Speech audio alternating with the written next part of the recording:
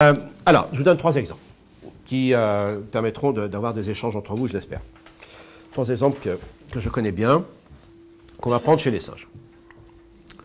Premièrement, les singes capucins. Les singes capucins, vous les connaissez, c'est ce petit singe qu'on voit dans les films de pirates, vous savez, avec un toupet, avec des mimiques mignonnes, parce qu'il monte les dents, voilà. Donc, ce sont des singes d'Amérique du Sud.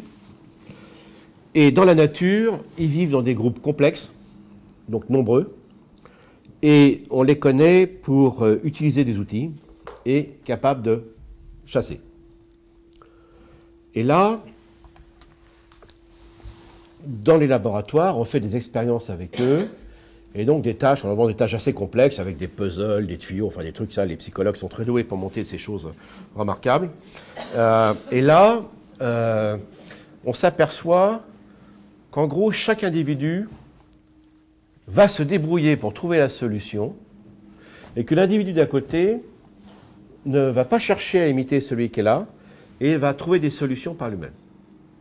Et que de ce fait, là, chaque individu est intelligent, chaque individu a l'adaptabilité, mais il n'y a pas ou très peu d'apprenance, puisqu'il n'y a pas aptitude de se saisir de ce que l'autre a fait pour donc le diffuser et peut-être le développer. Deuxième exemple, les macaques. Les macaques de l'île de Koshima.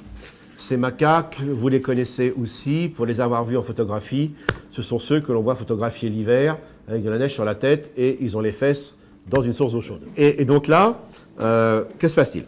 Vous allez voir, c'est très important. C'est-à-dire comment le groupe social peut capter une innovation ou pas, en fonction de sa hiérarchie.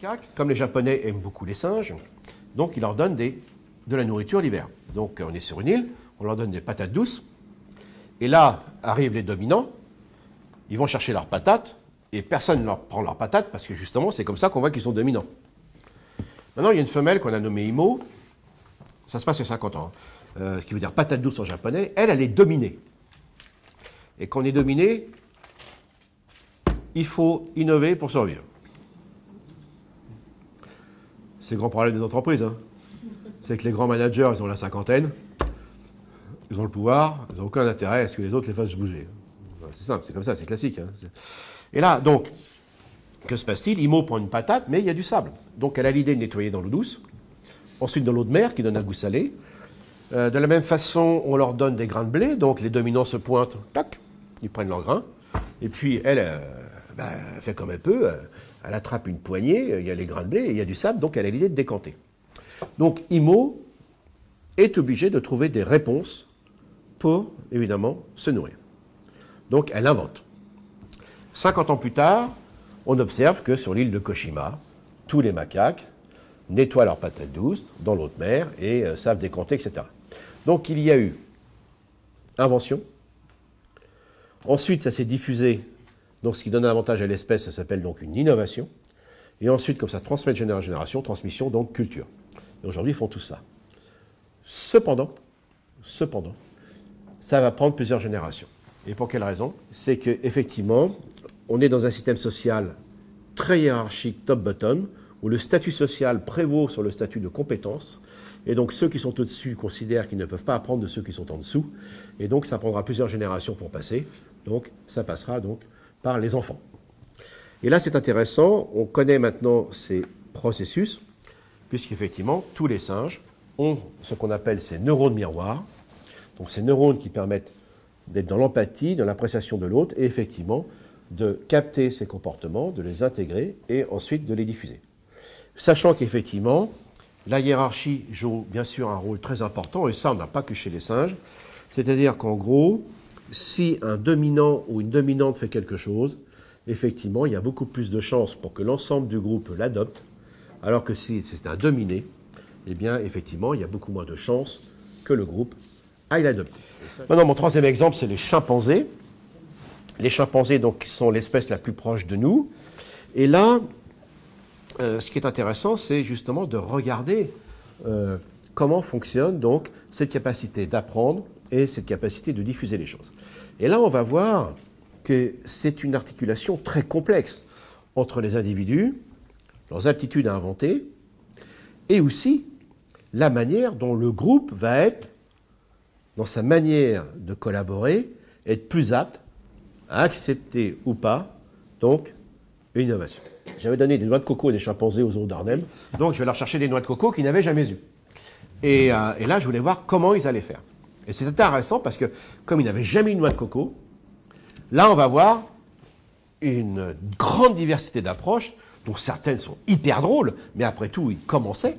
Et une femelle va finir par trouver la solution.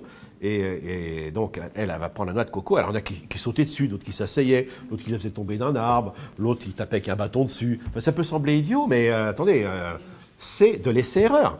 Voilà. Donc, ça, c'est extraordinaire. Et donc, une femelle qui s'appelle Marca, elle a cassé la noix. Et donc, effectivement, à partir de là, les autres l'ont vu.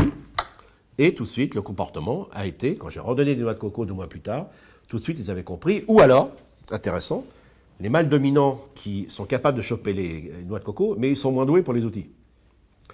Donc, ils vont voir la femelle qui est compétente. Ils donnent la noix de coco et ils partagent. Quand même marrant, hein. Donc voilà, donc très vite, ils ont appris ce comportement qui va se fixer et qui va leur permettre, donc évidemment, de mieux accéder aux noix de coco.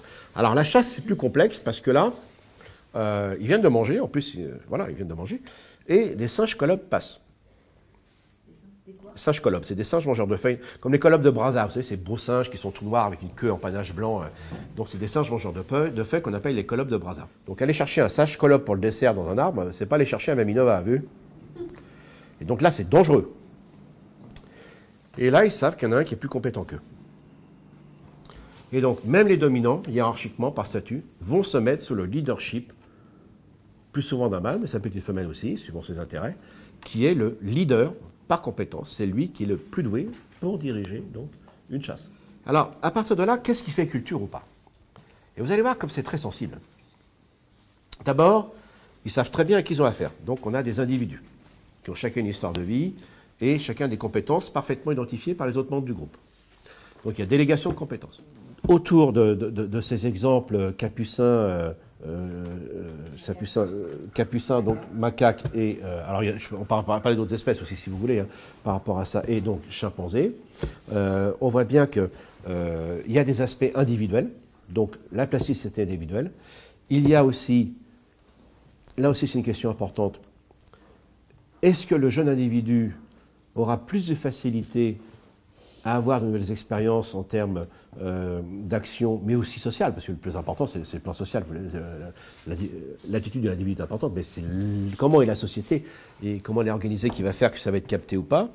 Et si effectivement le groupe social est capable d'accepter, d'abord d'avoir des individus intelligents qui comprennent que là, il y a quelque chose d'intéressant pour eux, qui comprennent aussi qu'il ne faut pas voler l'invention de l'autre, parce qu'effectivement l'autre ne va pas recommencer, ça c'est très clair, on a plein d'exemples.